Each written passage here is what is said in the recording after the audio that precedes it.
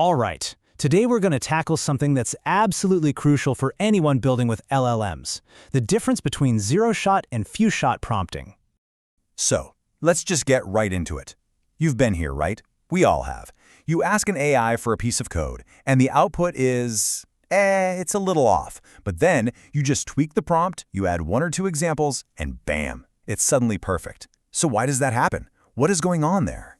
The thing is, when you're actually building an application, inconsistency is a killer. Getting back some messy JSON that your code can't even parse, or a code snippet with a silly syntax error, it's a huge pain. We need our AI to be reliable, and that all starts with how we ask. It starts with the prompt. To fix this, we've got to first understand the way most of us start out. This is what's called zero-shot prompting, and really, it's the foundation for how we talk to these models. Zero-shot. It's pretty much exactly what it sounds like. You give the model, well, 0 examples. It's just a direct command, a simple request. You're basically counting on the model's massive pre-trained brain to figure out what you want and give you a good answer. It's fast, it's easy, and it's always the best place to start. And you know what? For a ton of common tasks like this, zero-shot works amazingly well. A simple translation? Perfect example. The model has seen this kind of request millions of times in its training data, so it knows exactly what to do. No hand-holding needed. But what happens when your task is a little more specific? You need a custom format or a structure that the AI has probably never seen before. That's when we have to level up our game. That's when we enter the world of few-shot prompting. Okay, so this is where you get to be the teacher. Instead of just telling the model what you want, you show it. By giving it just a handful of really good examples, here's the input and here's the output I want, you're basically guiding its thinking and giving it a clear pattern to copy. See what's happening here? It's subtle, but it's super powerful. We're not just asking for a translation anymore, we're setting up a very specific format. English word, then an arrow, then the French word. Now the model doesn't just translate good night, it follows the exact pattern we just taught it.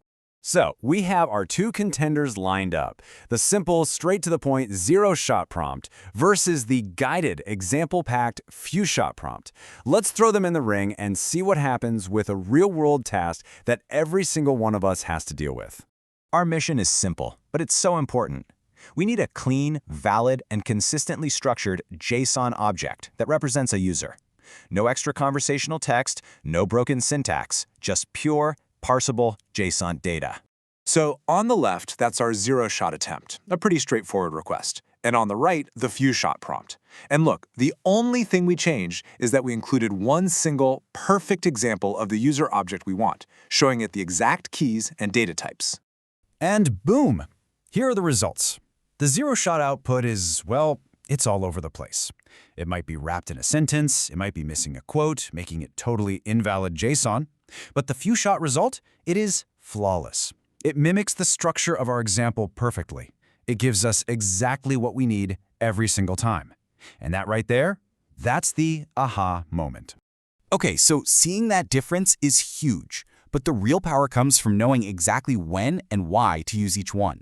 So let's build out your developer playbook. This right here is the absolute key to understanding this whole thing. Those examples, they're like a mini training session you're running right inside the prompt. You're giving the model the context it's missing, and you're teaching it the precise format, style, and pattern you expect. It's an incredibly powerful way to get control.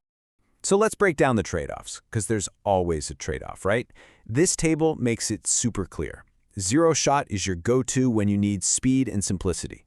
But the second you need more control, more precision, especially for complex stuff, spending that little extra time to build a few-shot prompt is going to pay off big time.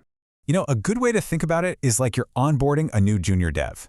Zero-shot is like saying, hey, go build the user settings page. You might get something decent, or you might get a total mess. But few-shot is like saying, hey, look at how we built the profile page. Follow this exact pattern for the settings page. Which one do you think is going to give you a better, more predictable result? So what's the bottom line? When do you actually use what? You're going to stick with zero-shot for quick stuff like basic Q&A, summarizing an article, or a simple translation. But the second, you need structured data like JSON, or you need consistently formatted code, or maybe you want an answer that follows a specific style, you switch to few-shot. It will save you so many headaches.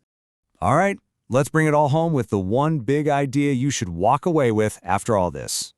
At the end of the day, getting better, more reliable results from AI isn't really about waiting for the next big model to drop. It's about mastering the art of the prompt. So the next time an AI gives you a frustrating answer, don't just blame the model. Remember that better prompts, your prompts, build better AI.